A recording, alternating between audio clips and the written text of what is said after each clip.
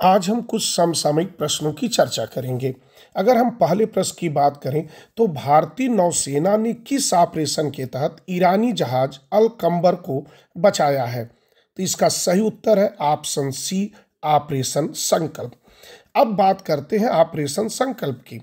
यह बात 29 मार्च 2024 को है कि जब हिंद महासागर में एक ईरानी मछली पकड़ने वाली जहाज को कुछ समुद्री लुटेरों ने अपहरण कर लिया। ऐसे में भारतीय नौसेना ने इस ऑपरेशन संकल्प के तहत उसे बाकायदे समुद्री डाकुओं के चंगुल से उसे छुड़ाया भी और उसके सभी जितने भी चालक दल के थे उन सबको सुरक्षित भी छुड़ाया। अगर मैं बात करूं ये ऑपरेशन संकल्प की, तो ये ऑपरेशन संकल्प भारतीय नौसेना द्वारा 19 जून 2019 को लॉन्च किया गया था। अगर बात करें तो ये जो संकल्प शब्द है यह संस्कृत भाषा से आया हुआ शब्द है। इसका अर्थ होता है प्रतिबद्धता, यानी किसी कार्य के प्रति प्रतिबद्धता दिखाना, दृढ़ निश्चय दिखाना कि हम ये कार्य करके ही रहेंगे। अगर इसके उद्देश्य की बात करें तो यह उद्देश्य है क्षेत्रीय समुद्री क्षेत्र की सुरक्षा सुनिश्चित करना, अर्थात समुद्री डाकुओं से जहाज़ों और लोगों को बचाना, समुद्री डाकुओं के जहाज़ों को अंतर्राष्ट्रीय कानूनों के मुताबिक जांच के लिए रोकना और इस प्रकार भारतीय समुद्री समुदाय में विश्वास पैदा करना जिससे कि सब लोग सुरक्षित यात्रा कर सकें। नेक्स्ट क्वेश्चन, भूकंप से तबाही के बीच म्यांमार की मदद के लिए भारत ने किस ऑपरेशन को शुरू किया है? तो इसका सही उत्तर है ऑपरेशन ब्रह्मा, यानी ऑप्शन डी सही है।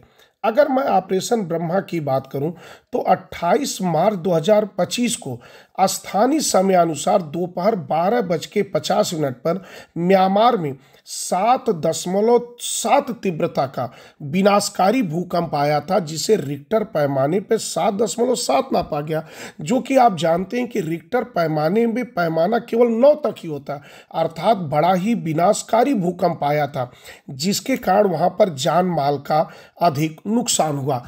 ऐसे में एक पड़ोसी के नाते भारत का यह कर्तव्य था कि हम उनकी मदद करें और इसीलिए हमने एक ऑपरेशन चलाया, ऑपरेशन ब्रह्मा, क्योंकि ब्रह्मा जो शब्द है यह हिंदू देवता के नाम पर है और ब्रह्मा ही हमारे सृष्टि के निर्माता हैं। तो ऐसे में हमने एक ऑपरेशन ब्रह्मा चलाया जिस अभियान के तहत हम म्यांमार को चिकित्सकीय सुविधा देना, उनके लिए रसद सामग्री की व्यवस्था करना, उनके पुनर्निर्माण के बारे में कार्य करना, इन सभी के तहत हमने म्यांमार की जितनी संभव हो सकती है हमने मदद करने का प्रयास किया है। नेक्स्ट क्वेश्चन, मार्च 2024 में भारतीय सरकार ने हैती से भारतीयों को बचाने के लिए किस ऑपरेशन को शुरू किया है? तो इसका सही उत्तर है ऑप्शन डी, ऑपरेशन इंद्रावती। अब हम बात ऑपरेशन इंद्रावती की करते हैं।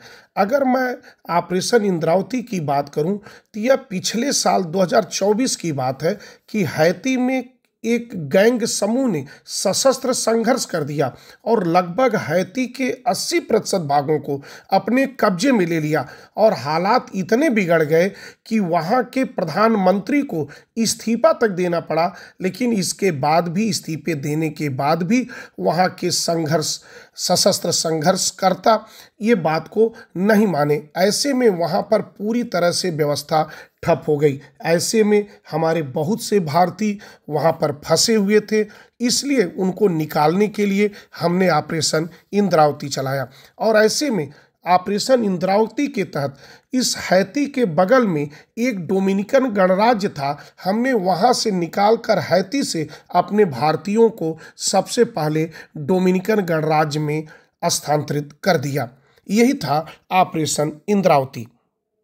नेक्स्ट क्वेश्चन, भारतीय रेल द्वारा यात्रियों के खोए हुए सामान के ट्रैकिंग हेतु कौन सा ऑपरेशन चलाया गया था? तो इसका सही उत्तर है ऑप्शन ए, ऑपरेशन अमानत। अगर मैं ऑपरेशन अमानत की बात करूं तो यह 23 मार्च 2024 को भारतीय रेलवे अर्थात आरपीएफ के द्वारा ये चलाया गया ऑपरेशन था। यह ऑपरेशन अमानत में कई बार यात्रा करते हुए समय यात्री अपना सामान ट्रेन में ही भूल जाते हैं या कई बार उनके सामान चोरी हो जाते हैं।